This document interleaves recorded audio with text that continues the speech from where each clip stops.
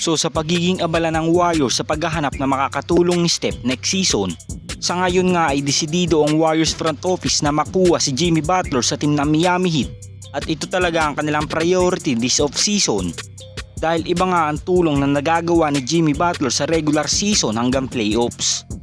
Ganun pa man ngayong naglabas na nga si Zach Buckley ng isang trade proposal para sa Warriors, marami naman mga fans ang hindi sang-ayon sa proposal na ito dahil ang marireceive nga ng Miami Heat kung sakaling matuloy ang deal ay si Kevon Looney, Andrew Wiggins, Brandon Podziemski, Moses Moody at 2 first round pick.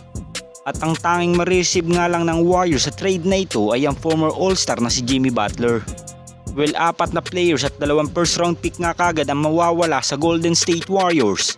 Samantalang sa Miami Heat kahit mawala nga si Jimmy Butler, mananatili nga silang contender sa Eastern Conference dahil sa mga bago nga nilang mga players na matatanggap sa team ng Warriors.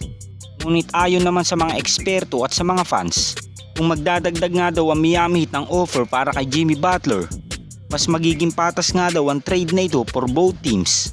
Dahil kung sasamahan nga ng Miami Heat ng isang center si Jimmy Butler sa trade, mas magkakasundo nga sila ng Warriors front office at mas magiging magandang balita naman ito para sa mga Warriors fans. Dahil ang matagal-tagal na problema nga ng Warriors ay ngayon ay masasagot na. Dahil pwedeng-pwede nga lang idagdag ng Miami si Thomas Bryant or Kevin Love, depende nga sa magiging kagustuhan ng Golden State Warriors sa trade. So kung ganito nga magiging senaryo ng trade sa magkabilang team, sobrang mapapakinabangan nga ng Miami ang mga batang players ng Warriors na sila Brandon Podziemski at Moses Moody. Dahil ang dalawang player nga na ito ay may potensyal at sapat na minuto nga lang ang kinakailangan ng dalawang player na ito upang mas lalo nga ma-develop ang kanilang laruan. At mas magagamit nga din nila sa Andrew Wiggins at Kevon Looney sa kanilang lineup dahil magkakaroon nga sila ng solidong depensa dahil kay Andrew Wiggins at magkakaroon din sila ng masipag na center na si Kevon Looney.